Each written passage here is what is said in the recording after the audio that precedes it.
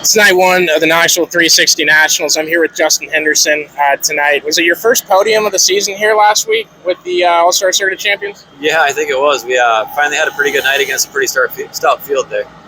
What's it been like this year for you? Obviously, you exited the number 7 car. You're in the 1 now, and you're racing the 83 tonight. Part of your self-car, self-team program you got for the 360s this season, but you've kind of had to readjust where you're driving and who you're driving with.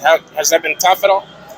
Yeah, it has. I mean, the 1 car has gotten more comfortable and fun to drive, and that makes life easy because this car is comfortable and fun to drive. So really, as a driver, that's all you can hope for. The rest you got to do yourself. Absolutely. What makes tonight a good night for you guys? Is it win or bust? Definitely win or bust. I mean, we got to make sure we're in the show 100% for Saturday night, but we need to be toward the front of the show on Saturday night in order to make the right things happen, because we didn't just come here to make the show, you know? Right. We're over here on the back stretch next to the Sprint Car Hall of Fame. So obviously they line you up by where you draw. It means you draw in the back half of the field. How do you attack qualifying and just lay down 2 perfect laps deep in the field?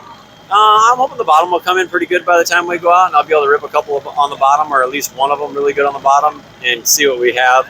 If it's just bring it out on the top, I think the times will kind of get slower until you see, you know, one of the stoutest motors in the pits come out. Then he might turn a good time on top that's out of place. But really, I mean, if it's just bring the top, these guys aren't going to mess up, you know, in a qualifying situation that way. So the times will just kind of keep getting slower and slower and slower unless somebody rips something off in the bottom.